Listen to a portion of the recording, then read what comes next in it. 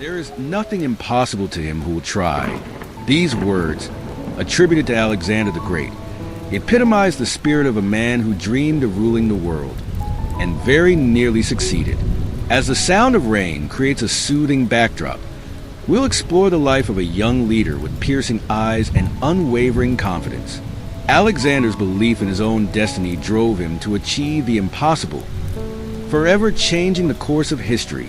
But what challenges awaited this ambitious conqueror as he set out to build his empire? Join us as we uncover the remarkable journey of a man who dared to reach for the stars. The Prince and the Horse. The gentle patter of rain outside provides a soothing backdrop as we journey back to ancient Macedonia, where a young prince's destiny was about to unfold. In 343 BCE, 13-year-old Alexander stood among onlookers, his eyes fixed upon a magnificent black stallion. This was Bucephalus, a beast so wild that even skilled riders had failed to mount him. King Philip II had been offered this horse for 13 talents. As rider after rider was thrown, the king's patience wore thin. He was about to send the horse away when Alexander's voice cut through the crowd. "I can ride this horse." The courtiers laughed, but Alexander persisted. He had noticed the horse was afraid of its own shadow. Alexander approached slowly, speaking softly. With deliberate movements, he turned the horse to face the sun, eliminating the shadow. As Bucephalus calmed, Alexander stroked its neck, building trust. In one fluid motion, he mounted. The crowd gasped, but Bucephalus accepted Alexander as his rider. They trotted around the field, picking up speed. Wind whipped through Alexander's hair as he smiled with joy. He had tamed the untamable. When they stopped, silence fell before applause erupted. King Philip rushed to his son, proudly declaring, "My boy, you must find a kingdom big enough for your ambitions. Macedon is too small for you." This event revealed Alexander's keen observation skills and unique problem-solving approach. These qualities would serve him well in future challenges, foreshadowing his leadership style. Just as he calmly assessed Bucephalus's behavior, Alexander would later analyze complex battlefield situations and devise unexpected strategies.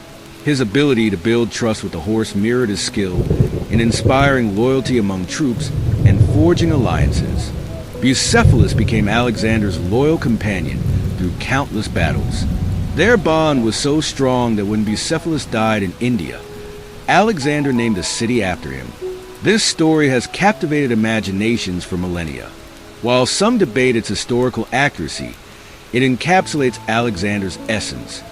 His willingness to take on impossible challenges, think differently, and form deep connections with the world around him. A student of the great.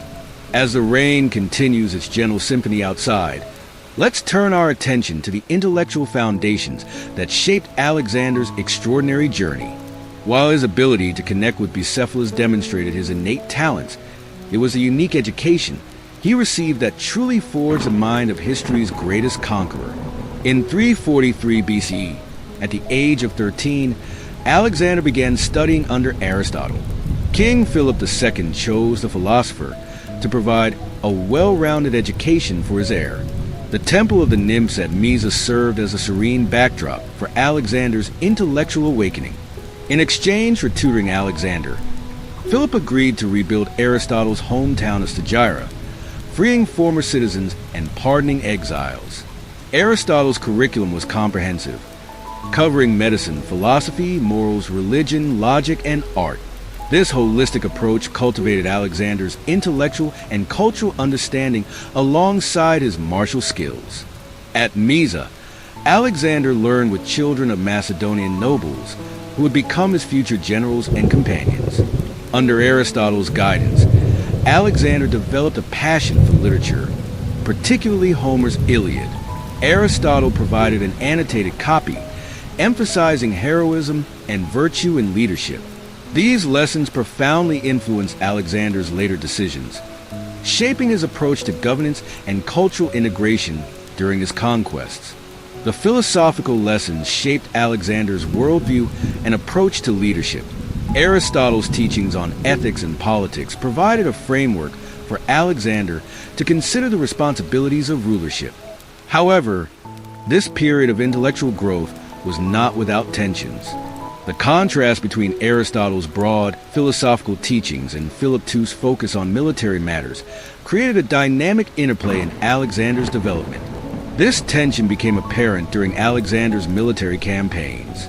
He often found himself torn between the philosophical ideals of mercy and ethical treatment of conquered peoples, and the harsh realities of warfare and empire building.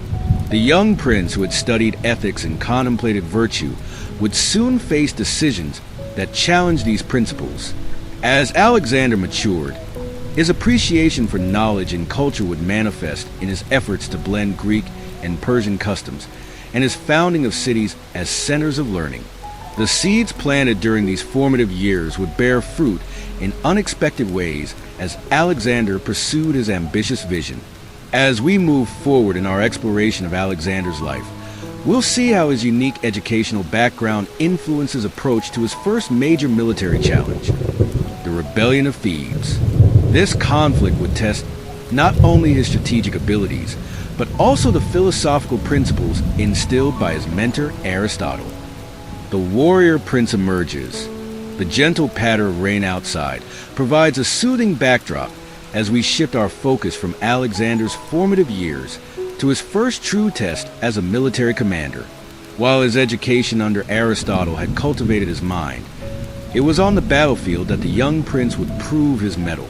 The year was 338 BCE, and the stage was set for the Battle of Chaeronea, a pivotal moment that would shape the course of Greek history. At 18, Alexander commanded the left wing of his father's army. The Macedonian forces, 30,000 strong, faced the combined armies of Thebes and Athens. Opposite stood the legendary Theban sacred band, 150 pairs of elite warriors sworn to fight and die together. As the armies faced each other, Alexander surveyed the battlefield. He thought, the sacred band's strength is their unity. We must find a way to disrupt it. The Macedonian phalanx formed an imposing wall with their long sarissas. The battle began with feints and countermoves. Philip II executed a tactical retreat on the right, luring the Athenian hoplites forward. Alexander faced a Theban assault, metal clashing as the sides engaged. His cavalry waited on the far left, poised to strike. Hours passed. Alexander watched intently, analyzing the ebb and flow of combat. He noticed the Theban line overextending, creating a small gap. There, he thought, our opportunity. Alexander ordered the charge, leading his cavalry in a wedge formation. They smashed into the Theban flank, driving deep into their ranks. The young prince fought fiercely, his sword flashing as he struck down enemies. The battle hung in balance.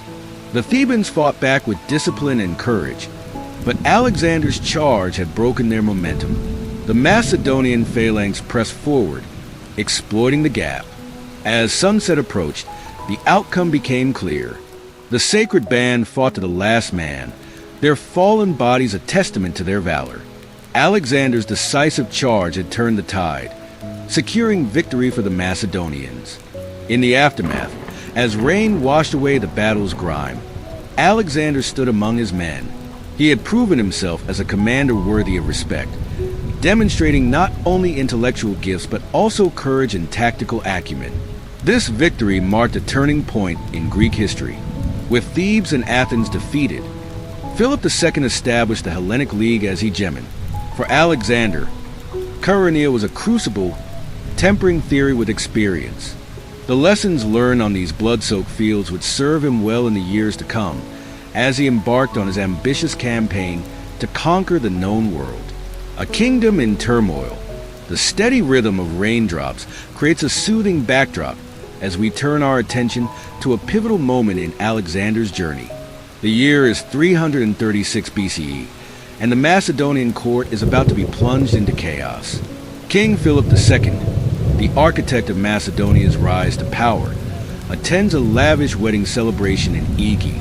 The air is thick with the scent of wine and the sound of laughter, but beneath the festive atmosphere, tensions simmer. As Philip enters the theater, Surrounded by his bodyguards, Pausanias, the captain of the king's own guard, emerges from the shadows. In a flash, he plunges a dagger into Philip's chest. The king crumples to the ground and pandemonium erupts. Pausanias attempts to flee, but is cut down by Alexander's companions before he can escape. Alexander, upon hearing the news, is struck by a whirlwind of emotions. Grief for his father mingles with shock, and a dawning realization of the precarious political situation he now faces. The Macedonian kingdom teeters on the brink of collapse, with rival claimants and rebellious states threatening to tear it apart. The 20-year-old prince must act swiftly. He presents himself before the nobles and army, asserting his right to the throne. His confidence and charisma win them over, and they proclaim him king. But this is only the beginning of Alexander's challenges. Rumors about Alexander's involvement in his father's death persist, adding another layer of intrigue. To secure his position, Alexander moves against his rivals with ruthless efficiency. He orders the execution of his cousin Aminta's four, two princes from Lyncestus, and even Attalus, a powerful general who had once insulted him. Beyond Macedonia's borders, trouble brews. Greek city-states, long held in check by Philip's might, see an opportunity in the king's death. Thebes and Athens dream of independence, while Thracian tribes grow restless to the north. Alexander chooses swift, decisive action. He confronts the Thessalian army occupying a strategic mountain pass, incorporating their formidable cavalry into his own forces after their surrender. But the true test comes with Thebes' rebellion. In a campaign that shocks the Greek world, Alexander besieges Thebes and razes it to the ground. This stark demonstration of force sends a clear message to all who would challenge his rule. Other Greek cities, witnessing Thebes' fate, quickly fall into line. In mere months, Alexander transforms from a prince of uncertain standing to the undisputed king of Macedonia and hegemon of Greece. His swift actions, political acumen, and military prowess secure his position and set the stage for even greater conquest to come. Crushing the rebellions, the rain falls steadily outside, creating a soothing backdrop as we explore the tumultuous early days of Alexander's reign. In 336 BCE, the assassination of Philip II sent shockwaves through the Macedonian Empire. As the young Alexander ascended to the throne, he faced widespread revolts threatening to tear apart the fragile alliance his father had built. Greek city-states saw an opportunity to reclaim their independence, while northern tribal leaders sensed weakness in the new king. Many believed the 20-year-old Alexander lacked the experience to hold the empire together. Alexander's response was swift and decisive. He mustered 3,000 Macedonian cavalry and marched south to confront Thebes, a powerful city-state openly resisting Macedonian authority. Alexander quickly overwhelmed the city's defenses, ordering Thebes razed to the ground, its people sold into slavery, and its territory divided among other Boeotian cities. This brutal act sent shockwaves through Greece. Athens, which had considered joining the revolt, quickly reconsidered. Here, Alexander demonstrated diplomatic finesse. Recognizing Athens' importance, he offered a pardon to those seeking peace. This balanced approach of force and diplomacy proved highly effective in stabilizing his control over Greece.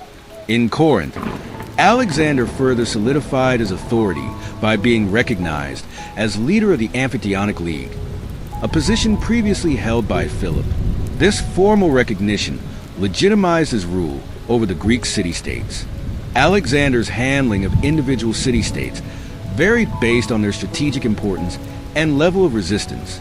For example, he showed leniency to Sparta, respecting their military tradition while ensuring their neutrality. In Thessaly, he reaffirmed existing treaties and promised continued autonomy in exchange for loyalty. The speed and decisiveness with which Alexander moved left many in awe. In a matter of months, he had transformed from an untested prince to a formidable king, proving himself both a ruthless warrior and a shrewd politician. Yet, even as Alexander secured his home territories, his ambitions grew. His gaze turned eastward, towards the vast Persian Empire. The young king's swift success in Greece had only whetted his appetite for conquest. As rain continues to fall outside, we can't help but wonder, what challenges await this ambitious conqueror as he sets his sights on even greater prizes beyond the borders of Greece and Macedon? Crossing the Hellespont, as the gentle patter of rain continues outside, we find ourselves at a pivotal moment in Alexander's journey. The young king has secured his rule in Greece, but his ambitions stretch far beyond the borders of his homeland. In 334 BCE, Alexander set his sights on a prize that would forever change the course of history, the vast Persian Empire. The decision to invade Persia was driven by a complex mix of motives. Alexander envisioned a unified empire stretching from Greece to the edges of the known world, blending Greek and Persian cultures. This dream of a vast, multicultural realm fueled his ambition and shaped his strategies. Alexander's invasion carried deep cultural significance for the Greek world, positioned as an act of delayed vengeance for the Persian invasions of Greece a century earlier. This narrative of revenge resonated with many Greeks, uniting them behind Alexander's cause. The young king assembled an army of 48,100 soldiers, including 6,100 cavalry. This force combined Macedonians, Greeks, Thracians, Paeonians, and Illyrians, each bringing unique strengths. A fleet of 120 ships supported the land army, ensuring supply lines and naval support. In spring 334 BCE, Alexander led his army to the Hellespont, the narrow strait separating Europe from Asia. The crossing held immense symbolic weight. It represented not just a geographical transition, but a leap into the unknown, a challenge to the established order of the ancient world. As Alexander's feet touched Asian soil, he performed a ritual that would become legendary, throwing a spear into the earth and declaring Asia a gift from the gods. The young king's connection to the heroic past was cemented by his visit to Troy. Alexander paid homage at Achilles' tomb, while his companion Hephaestion honored Patroclus. This act drew a clear parallel between Alexander and Achilles, suggesting a bond as legendary as the mythical heroes. Alexander's identification with Achilles shaped his self-image and approach to leadership. Like Achilles, he saw himself as destined for greatness, driven by a desire for everlasting fame. This connection inspired his men and created an aura of invincibility around the young king. As Alexander's army pushed deeper into Asia Minor, the Persian satraps gathered their forces. The stage was set for Alexander's first major battle on Asian soil, a confrontation that would test his grand ambitions against the formidable Achaemenid Empire, a superpower that had dominated the known world for over 2 centuries. The rain outside connects us to those distant days when Alexander marched into the unknown. We're left to ponder the consequences of his actions. How would this invasion reshape the world? What price would be paid for Alexander's dreams of a unified empire? The Gordian knot. The steady rhythm of rain accompanies us as we explore a pivotal moment in Alexander's campaign. While military prowess had carried him into Asia, it was an unexpected challenge that would truly define his greatness: the legendary Gordian knot. In 333 BCE, Alexander and his army reached the ancient Phrygian capital of Gordium. The city held a peculiar treasure, an ox cart tied with an intricate knot of cornel bark. This was no ordinary cart, nor an ordinary knot. According to local legend, it belonged to Gordius, a peasant who had become king of Phrygia. The knot itself was a tangle so complex that its ends were hidden, defying all attempts to unravel it for centuries. A prophecy surrounded this ancient puzzle. Whoever could untie the Gordian knot would become the ruler of all Asia. For Alexander, whose sights were set on conquering the Persian Empire, this prophecy held immense symbolic power. As Alexander approached the ancient wagon, anticipation built among his men and the local population. He studied the knot with intense focus, then paused only briefly before drawing his sword. With a single decisive stroke, he sliced through the knot. The onlookers were stunned. Some may have considered this act a form of cheating, but Alexander saw it differently. By cutting the knot, He had indeed untied it, fulfilling the letter of the prophecy if not its spirit. More importantly, he had demonstrated the bold, decisive action that would come to characterize his entire campaign. This moment was a powerful statement to both his allies and his enemies. Alexander had shown that he would not be constrained by conventional thinking or bogged down by seemingly insurmountable obstacles. Where others saw complexity, he saw an opportunity for direct action. The psychological impact of this act was significant. For Alexander's men, it was a reassurance of their leader's ingenuity and determination. It bolstered their confidence in his ability to overcome the challenges that lay ahead. For his enemies, it was a chilling demonstration of Alexander's willingness to rewrite the rules of engagement. The Gordian knot incident became a metaphor for Alexander's entire approach to conquest. When faced with a vast, complex Persian Empire, he would not attempt to slowly unravel its power structure or cautiously navigate its politics. Instead, he would strike directly at its heart, challenging the great King Darius in open battle. This event also highlights the role of symbolism and prophecy in Alexander's campaign. By fulfilling the Gordian knot prophecy, he was laying claim to a destiny that transcended mere military victory. He was positioning himself as a figure of legend, one whose rule over Asia was foretold by the gods themselves. As the reign continues, we're left upon to the broader implications of Alexander's act.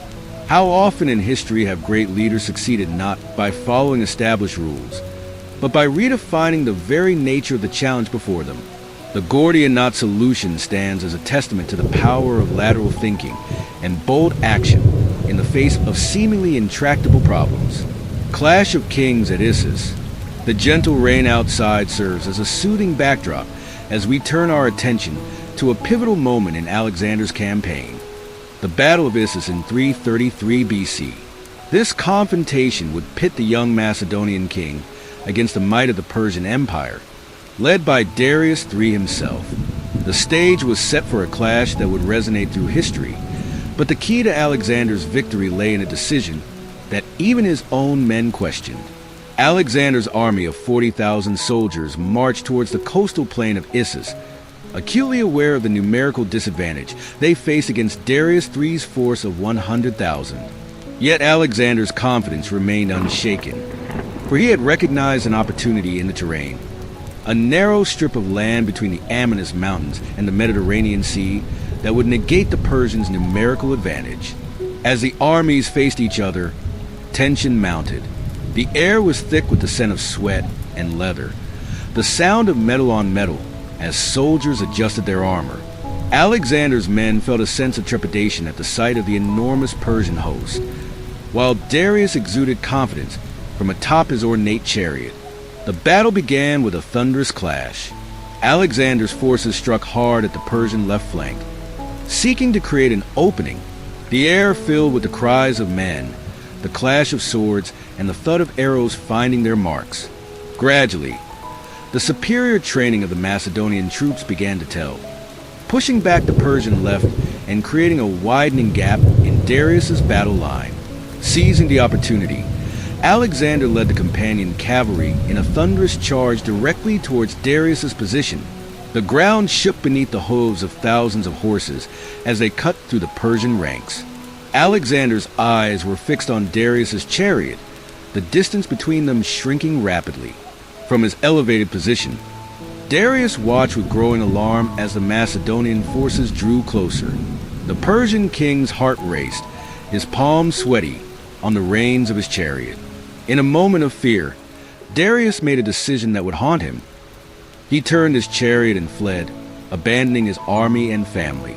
The sight of their king in flight shattered Persian morale. The battlefield descended into chaos as soldiers broke ranks and ran. Alexander's victory was complete. The might of the Persian Empire humbled in a single afternoon. In the aftermath, Alexander's treatment of Darius's captured family revealed a deeper strategy. He approached the Persian royal women with respect, speaking softly and assuring them of their safety. This act of mercy served to cast Alexander as a magnanimous victor while undermining Darius's authority. The siege of Tyre. The soft patter of rain outside accompanies us as we explore Alexander's next great challenge. Fresh from his victory at Issus, the young king set his sights on a prize that would test the limits of his military genius. The ancient city of Tyre. Perched on an island half a mile from the shore, Tyre had never fallen to an invader. Its thick walls and powerful navy made it seem impregnable, a fortress that had withstood countless sieges throughout history. Alexander's plan to build a causeway from the shore to the island was a monumental engineering feat. The construction involved driving wooden piles into the seabed and filling the gaps with stone and rubble. Workers faced treacherous currents and depths of up to 18 feet. As the causeway extended, engineers had to adapt their techniques to withstand the increasing water pressure. The Tyrians launched constant attacks, raining arrows and fire upon the Macedonian workers. Alexander employed innovative tactics to protect his men, constructing two massive towers equipped with catapults and ballistas on the leading edge of the causeway. These movable fortresses provided cover and returned fire against the defenders. As the siege dragged on, Tyrian ships disrupted the construction with surprise attacks. Alexander assembled his own fleet from conquered Phoenician cities, establishing a blockade around Tyre. This naval force cut off supply lines and limited the city's ability to launch attacks. Inside Tyre, civilians faced mounting hardships. Food became scarce as the blockade tightened, and the constant threat of Macedonian attacks took a psychological toll. Families huddled in shelters, their lives disrupted by the seemingly endless siege. After 7 months, the causeway reached the island's shores. The final assault was brutal, with Macedonian troops fighting through the city streets. Tyre, the unconquerable fortress, fell to Alexander's army. The conquest of Tyre was a pivotal moment in Alexander's campaign. It secured his control over the Phoenician coast, denying the Persian fleet a crucial base of operations. The fall of this strategic port city opened the way for Alexander's advance into Egypt and ultimately paved the road to the heart of the Persian Empire. However, the siege also revealed a darker side to Alexander's nature. In the aftermath, he ordered the execution of thousands of Tyrian men and sold many women and children into slavery. This act of brutality stood in stark contrast to the mercy he had shown to Darius's family after Issus, reminding us that behind the brilliant strategist lurked a conqueror capable of terrible violence. The fall of Tyre demonstrated Alexander's indomitable will and strategic genius. He had achieved the impossible through innovative engineering, adaptive tactics, and sheer perseverance. This victory sent shockwaves throughout the region, cementing Alexander's reputation as a military commander without equal. Son of Ammonius, the gentle rain continues its soothing rhythm as we turn our attention to a pivotal moment in Alexander's journey. In 332 BCE, fresh from his brutal conquest of Tyre, the young king made an unexpected decision. Rather than marching directly on Persia, he chose to embark on a perilous detour through the Libyan desert to the oracle of Ammonius at Siwa Oasis. This choice, seemingly at odds with his military ambitions, would prove to be a defining moment in Alexander's transformation from conqueror to living god. The journey to Siwa was fraught with danger. Alexander and his select companions faced scorching heat, treacherous sandstorms, and the constant threat of dehydration. As they traversed the harsh desert, Alexander grappled with doubts about his destiny, the grueling conditions testing both body and mind. Upon reaching the lush oasis of Siwa, a stark contrast to the barren desert, the significance of their destination became clear. The oracle of Ammonius, revered for its prophetic abilities, awaited them. As Alexander entered the inner sanctum, thick with incense and anticipation, he faced a moment of truth that would shape the course of his empire. The oracle's proclamation of Alexander as the son of Ammonius elevated him from mortal king to living god. This divine parentage legitimized his rule in Egypt and fundamentally altered his relationship with subjects across his growing empire. Alexander was no longer simply a brilliant military commander. He had become a figure of worship, a bridge between the mortal and divine realms. This new status brought both opportunities and challenges.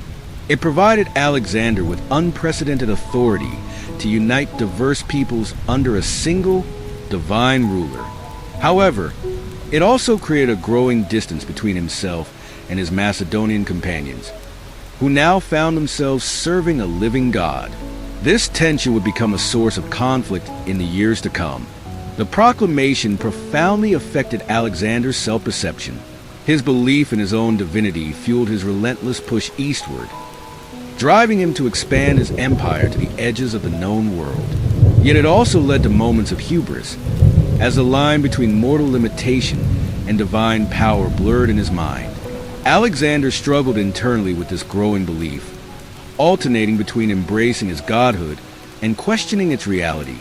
As news of Alexander's divine status spread, it reshaped the nature of his rule. His word now carried the weight of divine command, making it easier to implement sweeping changes across different cultures. But it also placed an enormous burden on his shoulders as he grappled with the expectations of being both a mortal leader and a god incarnate. The fall of an empire, the steady patter of rain outside, provides a soothing backdrop as we turn our attention to a moment that would reshape the ancient world. In 331 BC, on the plains of Gaugamela in modern-day Iraq, two armies faced each other in a confrontation that would determine the fate of empires. Alexander, newly proclaimed son of Ammonius Ra, led 47,000 battle-hardened Macedonians and Greeks. Opposing him was Darius III, great king of Persia, commanding an army that dwarfed Alexander's in size, with estimates ranging from 100,000 to 1 million troops. The odds seemed insurmountable. Darius had chosen the battlefield carefully, a vast open plain to utilize his numerical advantage. His army was a spectacle, a sea of gleaming armor and colorful banners stretching as far as the eye could see. Alexander's strategy was bold and innovative. He arranged his troops in a double phalanx, with the center advancing at an angle to create gaps in the Persian line for his cavalry to exploit. He also positioned his forces obliquely, refusing his right flank to protect against envelopment. As dawn broke, Darius launched attacks to break the Macedonian lines. Alexander's troops held firm, their discipline evident in every movement.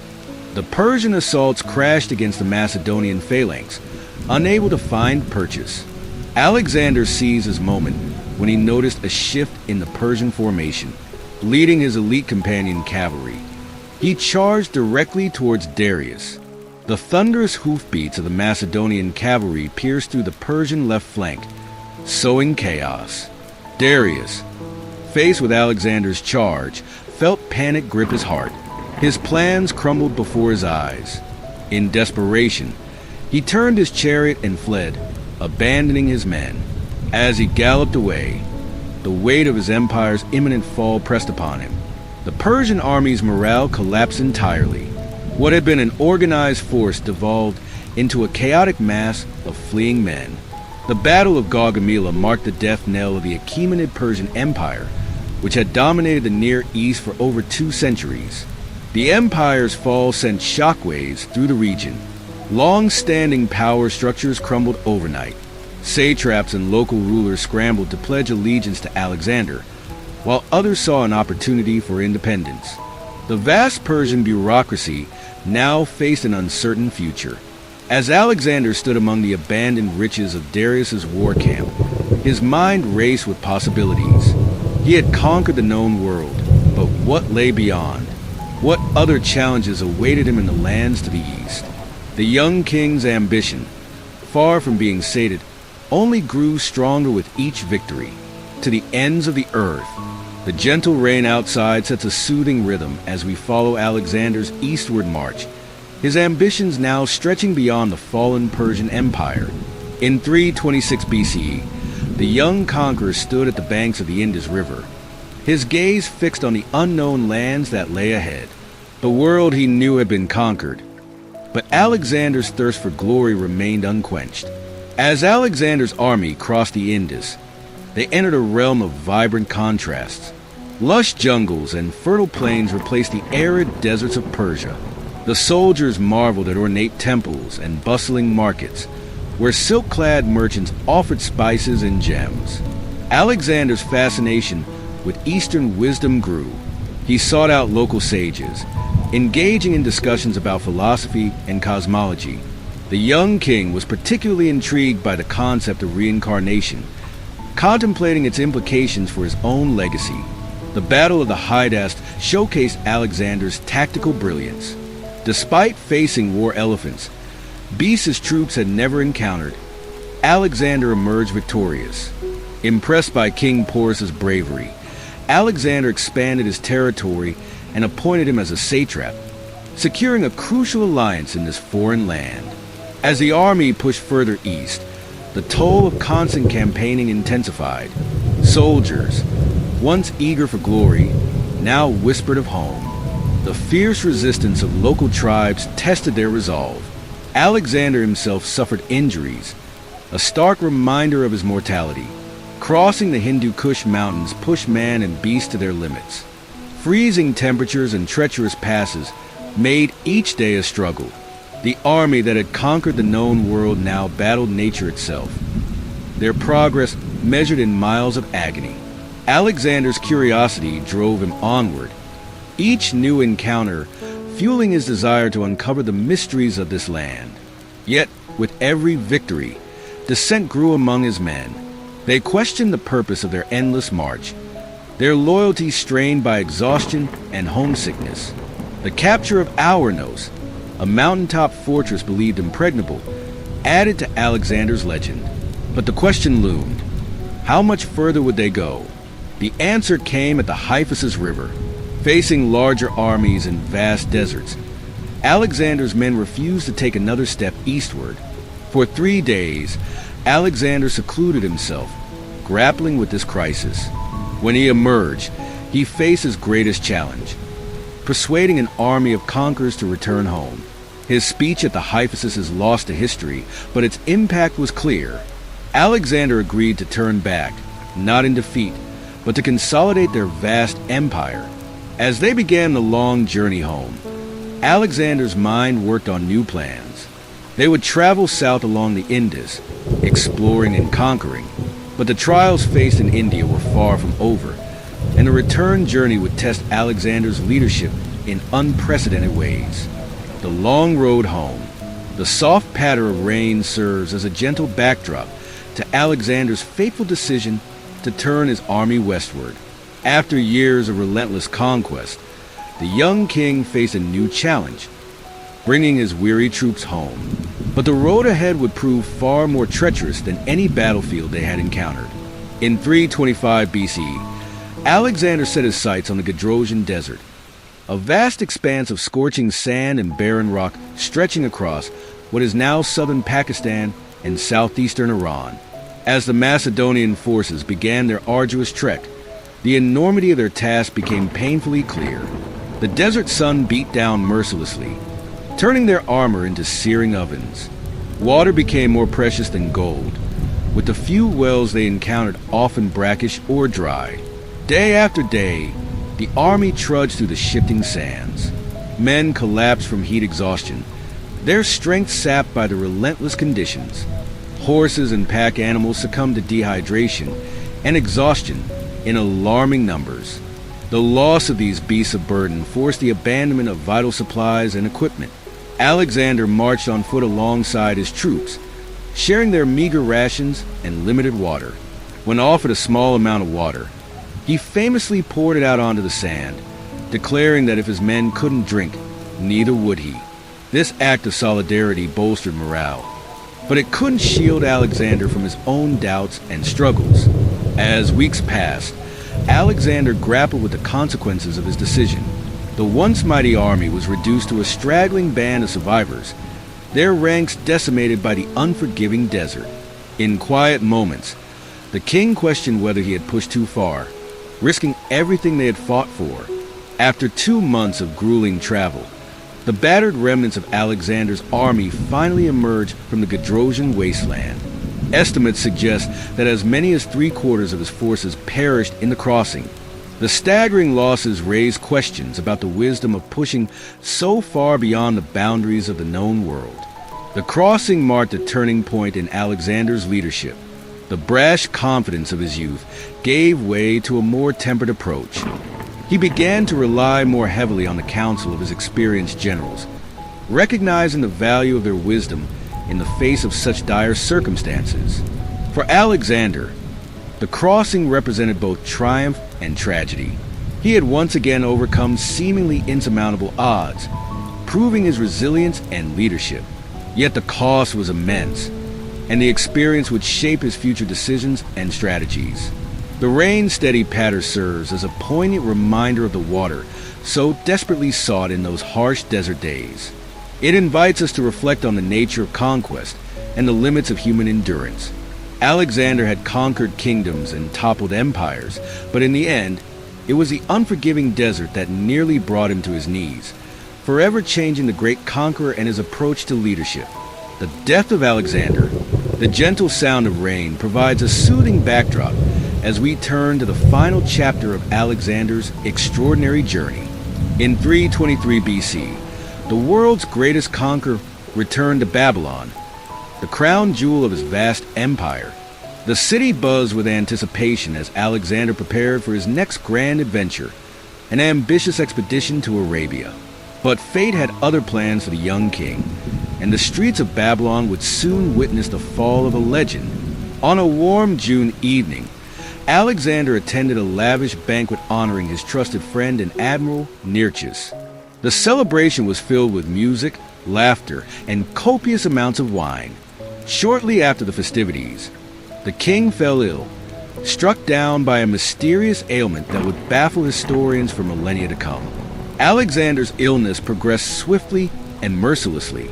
His loyal soldiers filed past his sick room in a somber procession, while his closest companions struggled to comprehend the gravity of the situation. Hephaestion, Alexander's dearest friend, refused to leave his side, while Ptolemy and Perdiccas conferred in hushed tones, their faces etched with worry. The cause of Alexander's sudden decline remains hotly debated. Some historians point to natural causes, such as malaria or typhoid fever, both common in the region. Others propose more sinister explanations, including poisoning. One intriguing theory suggests Alexander may have been poisoned with a slow-acting toxin, possibly white hellebore, during his desert crossing months earlier. As Alexander's condition worsened, political maneuvering intensified. The king had recently executed several satraps from misconduct, adding to the atmosphere of paranoia and suspicion. In a moment of lucidity, Alexander was asked about the fate of his empire. His response, to the strongest, would echo through the ages, effectively throwing his vast conquest into chaos. On June 10th or 11th, 323 BC, Alexander the Great breathed his last at the age of 32. The impact of his death was immediate and far-reaching. His generals, once united under his leadership, began to position themselves for the inevitable power struggle. Perdiccas, who held Alexander's signet ring, initially attempted to maintain unity, but cracks in the empire's foundation quickly appeared. Within days of Alexander's passing, factions began to form. Ptolemy set his sights on Egypt, while Antigonus eyed Asia Minor. The empire Alexander had built through sheer force of will and military genius began to fracture, setting the stage for decades of conflict and reshaping the ancient world once again. Alexander's legacy reshaped the ancient world, blending cultures and ideas across vast distances. The Hellenistic era bore his indelible mark, influencing art, philosophy, and governance for centuries. His impact inspired countless leaders, from Julius Caesar to Napoleon. Military tacticians still study Alexander's strategies, while his vision of a unified empire continues to captivate. Historians have debated his motives and methods, with interpretations ranging from visionary unifier to ruthless conqueror. As we conclude our rainy history, we're left to ponder, how has Alexander's legacy shaped our understanding of leadership and empire building in the modern world? The rain outside serves as a poignant reminder of the transient nature of power and the enduring impact of a life lived in pursuit of greatness.